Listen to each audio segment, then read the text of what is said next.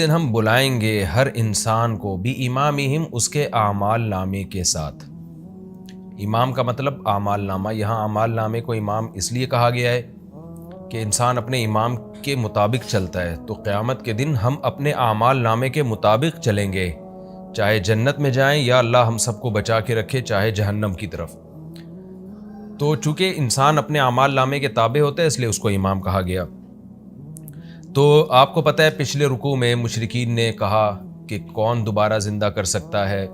اللہ نے جواب میں کیا فرمایا کہ تم پتھر بن جاؤ، لوہا بن جاؤ، لیکن اللہ تمہیں دوبارہ زندہ کر دے گا۔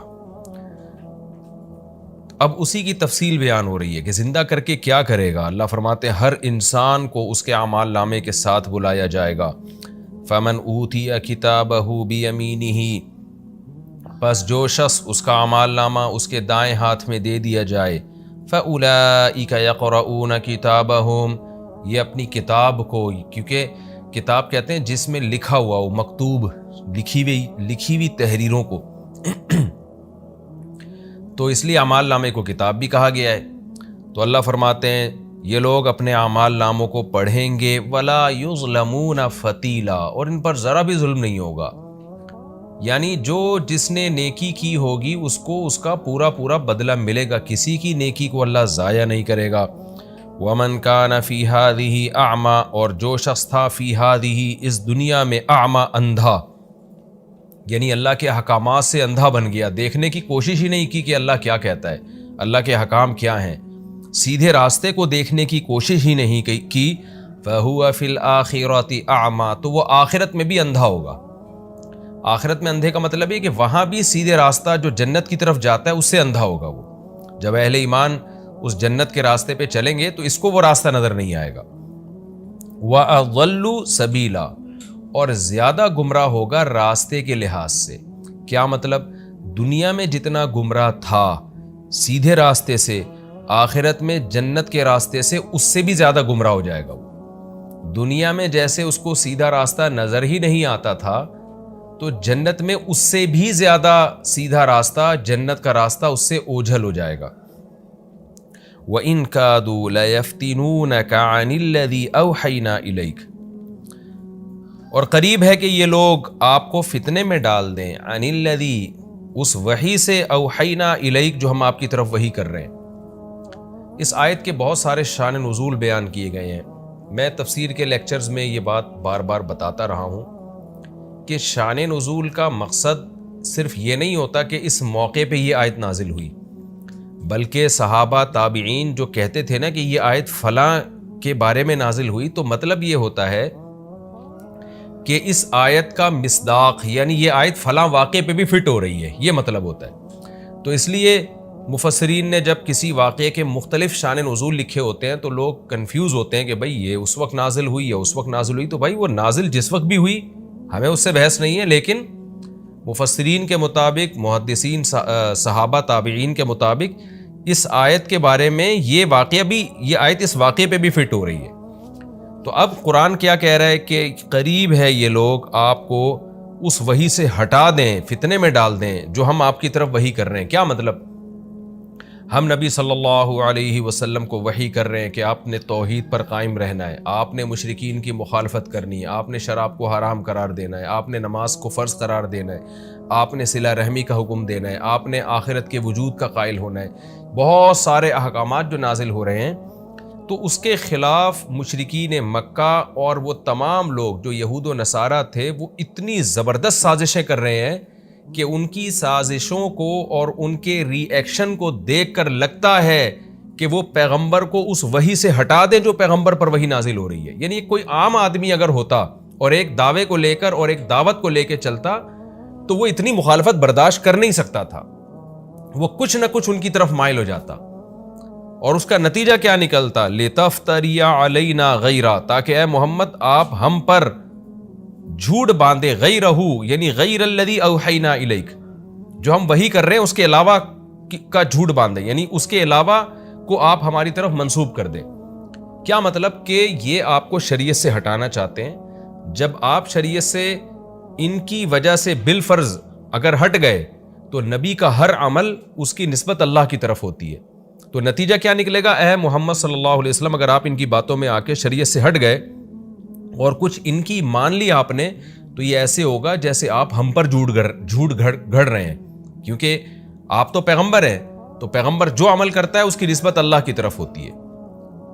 تو آپ ہماری مرضی کے بغیر کوئی عمل کریں گے تو ہماری طرف نسبت ہوگی. لوگ کہیں گے دیکھو اللہ نے پیغمبر کو اس بات کا حکم دیا ہے، تو یہ ہم پر جھوٹ باندھنا کہلائے گا. یعنی اس میں پیغمبر کو اور زیادہ پکا کیا جا رہا ہے کہ آپ نے ان کی طرف مائل ہونے کا تصور بھی نہیں کرنا ہے، کیونکہ آپ کی پوزیشن ایک عام لوگوں کی طرح نہیں ہے. عام آدمی سیدھے راستے سے ہٹے گا تو کنفیوژن نہیں ہوگی کہ سیدھا راستہ کون سا ہے، غلط راستہ کون سا ہے. آپ اگر ہٹ گئے ان کی باتوں میں آ کے، ان کے دباؤ میں آ کے، ان کے جبر میں آ کے، تو یہ کہلائے گا کہ گویا شریعت تو وہی ہے جو آپ کر رہے ہیں، حالانکہ وہ آپ ان کی باتوں میں آ کے کر رہے ہوں گے معاذ اللہ.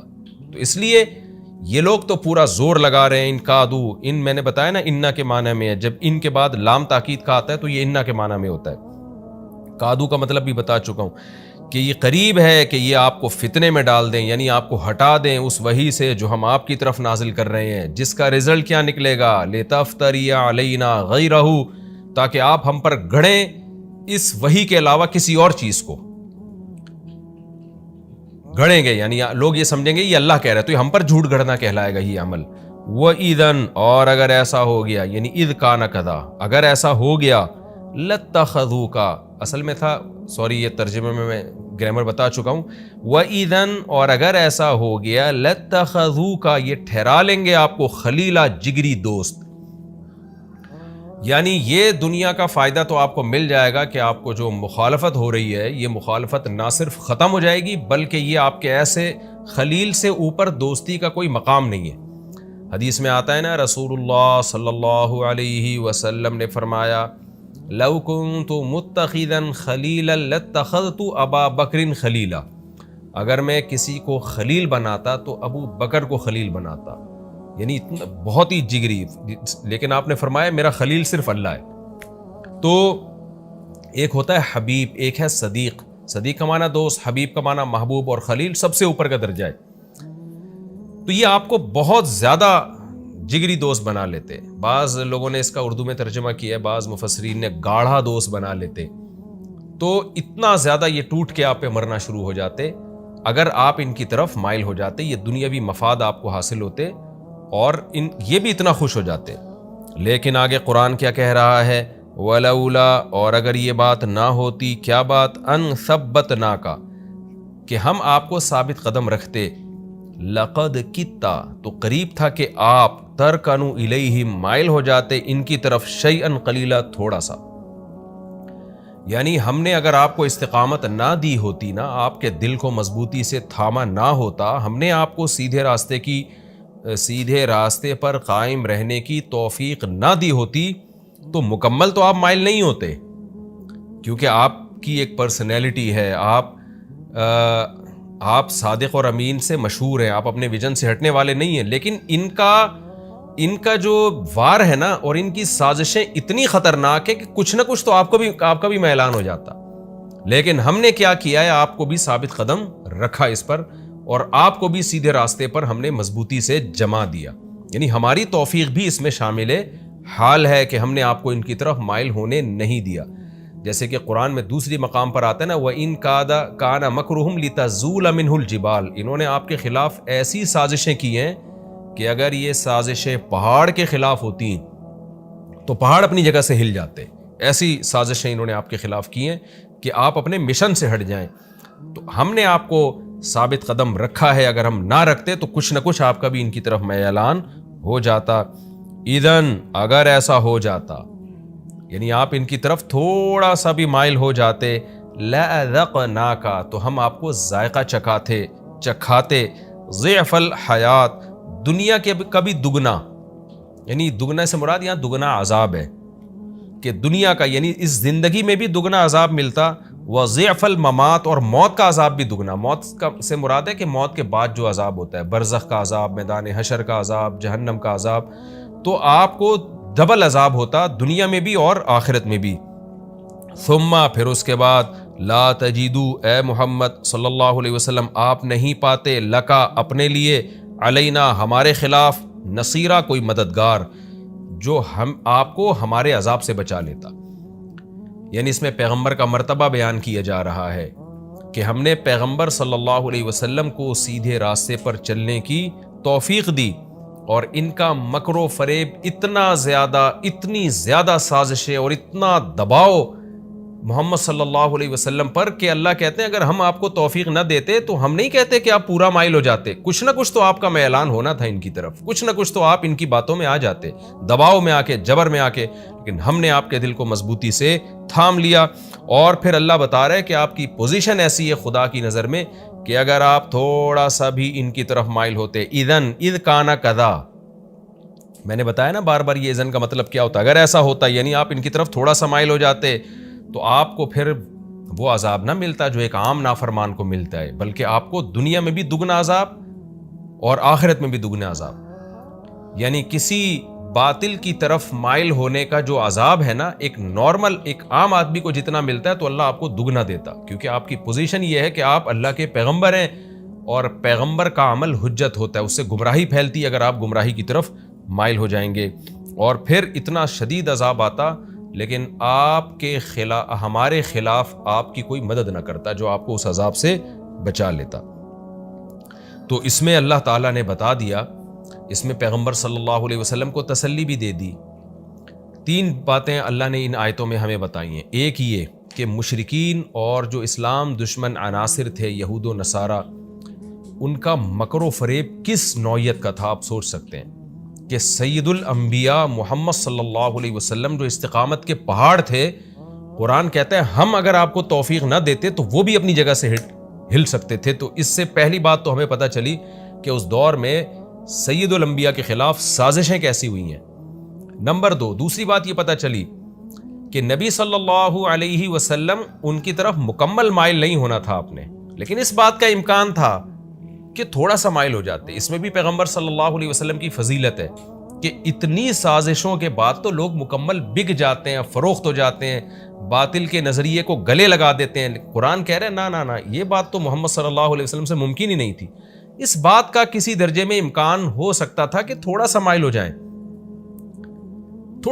جائیں، لیکن اللہ کی توفیق شامل حال ہوئی اور اللہ نے آپ کو ثابت قدم رکھا. تو یہ بات بھی ہمیں پتہ چلی کہ نبی صلی اللہ علیہ وسلم کے ساتھ اللہ کی مدد شامل حال تھی. یہ اور ان جیسی بہت ساری آیات کی روشنی میں اہل سنت والجماعت کا یہ عقیدہ ہے، اتفاقی متفق علیہ عقیدہ ہے کہ انبیاء سے کبھی گناہ سرزد نہیں ہوتا. کیونکہ اللہ نے آپ کو بچایا کیوں؟ اس لیے بچایا نا کہ پیغمبر کا عمل حجت ہے. اگر آپ ان کی طرف مائل ہو جاتے تو لوگ اس باطل کو جو آپ تھوڑا سا ایکسیپٹ کر لیتے تو لوگ اس باطل کو بھی شریعت کا حصہ سمجھ کے اس کو فالو کرتے. تو اللہ تعالیٰ پیغمبروں کو کے دلوں کو مضبوطی سے تھامتے ہیں اور پیغمبروں کو اللہ صبر کی توفیق دیتے ہیں. دوسری بات ہمیں یہ پتہ چلی. تیسری بات ہمیں پیغمبر کی جو پوزیشن، آپ کا جو مقام اور مرتبہ، یہ بھی پتہ چل گیا کہ اللہ کی نظر میں آپ کا مقام کتنا بڑا ہے کہ اگر آپ تھوڑا سا بھی باطل کی طرف مائل ہوتے تو اللہ قرآن میں کہہ رہا ہے کہ میں آپ کو ڈبل عذاب دیتا. ظاہر ہے اللہ نے عذاب نہیں دیا اس لیے کہ آپ صلی اللہ علیہ وسلم مائل نہیں ہوئے، اور مائل کیوں نہیں ہوئے اس کا امکان ہی نہیں تھا، آپ آخری نبی ہیں. تو لیکن اتنی بات تو پتہ چل گئی نا کہ اللہ کی نظر میں سید الانبیاء کا مقام کیا ہے. تو یہ آیت بھی علماء نے رسول اللہ صلی اللہ علیہ وسلم کی فضائل میں ذکر کیا ہے کہ اللہ کی نظر میں آپ کا مقام کتنا زیادہ ہے. اس کی مثال ایسے ہے جیسے آپ کا کوئی بہت خاص ہو جس کو آپ نے خاص عہدہ دیا ہوا ہو، آپ اس کو کہتے ہیں کہ بھائی اگر تم نے کوئی غلطی کی تو میں تمہیں نہیں چھوڑوں گا. تو صورتاً تو یہ دھمکی ہے، لیکن دوسرے یہ بھی سمجھ رہے ہوتے ہیں کہ بھائی اس آدمی کی نظر میں اس کا مقام کیا ہے. اور ویسے ہی کوئی آدمی اٹھ کے آپ پہ جھوٹ باندھتا پھرے، کچھ الٹا سیدھا کرتا رہے تو آپ اس کی بات کو ویلیو ہی نہیں دیتے ہیں. اب لوگ کہیں گے بھائی اس کو تو دھمکیاں مل رہی ہیں، اس کو دھمکی نہیں مل رہی. اس سے تو یہ پتہ چلتا ہے کہ جس کو دھمکی نہیں مل رہی وہ عالی مقام ہے، اور جس کو دھمکیاں مل رہی ہیں وہ کم درجے کا ہے. نا اس سے یہ پتہ چل رہا ہے کہ جس کو دھمکی نہیں دی جا رہی نا تو اس کی ویلیو ہی نہیں ہے خدا کی نظر میں، اس کی ویلیو نہیں ہے، اس کے عمل کو ہم اپنی طرف منسوب ہی نہیں کر رہے. جس کی ویلیو ہے اس کا ثواب بھی زیادہ اور اس کا عذاب بھی زیادہ. تو اللہ تعالیٰ نے پیغمبر صلی اللہ علیہ وسلم کو بچایا. اس آیت سے ہمیں بھی پتہ چلتا ہے. 3 مضامین ہمیں پتہ چلتے ہیں اس سے، اور یہ بھی ہمیں پتہ چلتا ہے بہت اہم کہ اللہ کی توفیق اللہ سے مانگنی چاہیے۔ بہت سے لوگ اپنے اوپر اعتماد کرتے ہیں اور کہتے ہیں، بڑی بڑی دعوے کرتے ہیں کہ ہمیں باطل اپنے راستے سے ہٹا نہیں سکتا، ہم جھک نہیں سکتے، ہم بک نہیں سکتے۔ بھائی آپ اللہ سے دعا مانگے، اللہ تو مجھے سیدھے راستے پہ چلنے کی توفیق دے، اپنے اوپر کبھی اعتماد نہ کیا جائے۔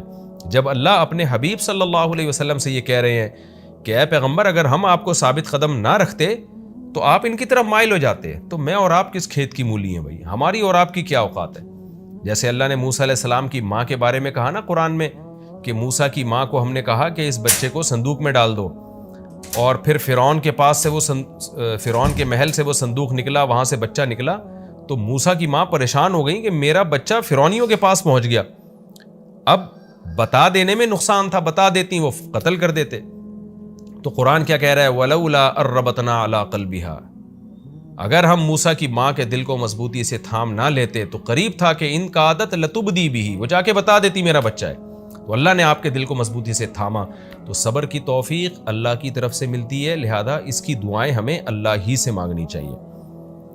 آگے قرآن کہتا ہے وَإِن كَادُوا لَيَسْتَفِزُّونَكَ مِنَ الْأَرْضِ لِيُخْرِجُوكَ مِنْهَا، قریب ہے یہ کہ یہ لوگ آپ کو پھسلا دیں، ورغلا دیں زمین سے آپ کے قدم اکھاڑ دیں، قریب ہے یہ بات۔ یعنی یہ مقصد یہ ہے کہ مکہ یعنی الف لام ہے نا، الارض مخصوص زمین، اس سے مراد مکہ ہے۔ لیخرجوک منہا، تاکہ آپ یہ آپ کو نکال دیں مکہ سے، یعنی قریب ہے یہ بات کہ یہ لوگ آپ کے قدم مکہ سے اکھاڑ کے، جو آپ کا وطن ہے جس میں آپ کی ہمیشہ زندگی گزری، جس سے آپ کو بے پناہ محبت، اور اسماعیل علیہ السلام سے لے کے آپ کے سارے باپ دادا یہیں پر چلے آ رہے ہیں، تو ظاہر ہے اس سے نکالنا تو ایسے ہی ہے نا جیسے قدم کا اکھاڑ دینا۔ تو قریب ہے یہ لوگ کہ آپ کو یہاں سے نکال دیں۔ وَإِذًا، اور اگر ایسا ہوا، لَا يَلْبَثُونَ خِلَافَكَ، تو یہ نہیں رہیں گے آپ کے پیچھے الا قلیلا، مگر تھوڑا عرصہ، یعنی اللہ ان کو بھی یہاں سے نکالے گا، پھر ان کو رسوا کرے گا۔ چنانچہ ایسے ہی ہوا، انہوں نے رسول اللہ صلی اللہ علیہ وسلم کے قتل کا پروگرام بنایا، اور آپ صلی اللہ علیہ وسلم کو بالآخر مکہ سے نکلنا پڑا جان بچانے کے لیے۔ تو مشرکین ہی اس نکلنے کا سبب ہوئے، اور اللہ فرماتے ہیں بہت جلد میں ان سے انتقام لوں گا، ان کو بھی نکالوں گا۔ تو مکہ میں جو میجورٹی تھی کافروں کی، کچھ بدر میں قتل ہوئے، کچھ احد میں قتل ہوئے، اور پھر فتح مکہ کے موقع پہ بہت سارے قتل ہوئے، اور پھر بالآخر جو مشرک تھے ان کو ہمیشہ کے لیے مکہ کی سرزمین بلکہ جزیرے عرب سے نکال دیا گیا۔ آگے اللہ فرماتے ہیں سنت من قد ارسلنا، یہ طریقہ ہے ہمارا ان پیغمبروں کے ساتھ جن کو ہم نے بھیجا قبل کا، آپ سے پہلے، من رسولنا، اپنے پیغمبروں میں سے، یعنی جتنے پیغمبر ہم نے پہلے بھیجے ہیں ان کے بارے میں ہمارا طریقہ یہی رہا ہے ہمیشہ۔ وہ طریقہ کیا رہا ہے کہ جس پیغمبر کو قوم نے نکالا ہے نا بستی سے، تو وہ قوم پھر پیچھے بچی نہیں ہے، یا تو صراحتاً نکالا ہو یا نکلنے پر مجبور کیا ہو۔ ابراہیم علیہ السلام نے جو اپنی قوم کو چھوڑا نا، تو اپنی مرضی سے چھوڑا، سلام علیک، اے ابا آپ پر سلامتی ہو، اور میں اپنی بستی کو چھوڑ کے جا رہا ہوں، وہ تو اپنی مرضی سے نکلے تھے۔ لیکن من حیث القوم، کسی قوم نے اگر پیغمبر کو نکالا تو اللہ فرماتے ہیں وہ قوم پھر زندہ نہیں رہی ہے، اس قوم کو میں نے چھوڑا نہیں ہے، اس قوم پر دنیاوی یا اخروی عذاب آیا ہے، تو یہ ہمیشہ آتا رہا ہے، تو آپ کی قوم کے ساتھ بھی ایسا ہوگا۔ وَلَا تَجِدُوا لِسُنَّتِنَا تَحْوِيلًا، اور آپ ہماری سنت میں تحویل نہیں پائیں گے۔ ایک ہوتا ہے تبدیلا، ایک ہوتا ہے تحویلا، کہ تبدیلی کا مطلب یہ ہے کہ سنت تبدیل نہیں ہوگی، جیسے طریقہ رہا ہے وہی رہے گا۔ تحویل کا مطلب ہوتا ہے کہ تحویل کہتے ہیں پلٹنا، ایسا نہیں ہوگا کہ کسی اور پر عذاب آنا ہو اور ان کے بدلے کسی اور پر آ جائے، یعنی تحویل نہیں ہوگا، حوالہ نہیں ہوگا۔ حوالہ آپ نے لفظ سنا ہوگا نا عربی میں، کہ ایک کا قرضہ کسی اور پہ ڈال دیا جائے اور وہ اس کے حوالے کر دیا جائے، تو تحویل اسی سے نکلا ہے۔ ایسا بھی نہیں ہو سکتا کہ اللہ کی طرف سے کہ ایک عذاب کسی قوم پر آنے والا ہو اور وہ تبدیل ہو کر دوسری قوم پر آ جائے، تو ایسا نہیں ہوگا۔ لہذا مشرکین مکہ پورا زور لگا رہے ہیں کہ کسی طریقے سے آپ کو مکہ سے نکلنے پر مجبور کریں، لیکن اگر ایسا ہوا تو کچھ وقت کے بعد ان پر بھی اللہ کی طرف سے عذاب آئے گا، اور یہ بھی یہاں قدم جما نہیں سکیں گے مکہ میں، ان کے ہاتھ میں بھی مکہ رہے گا نہیں۔ میں جب آواز دیتا ہوں وہ کہتے آ رہا ہوں میں جب آواز دیتا ہوں وہ کہتے آ رہا ہوں میں، یہی میرا تعارف ہے، گدائے مصطفیٰ ہوں میں۔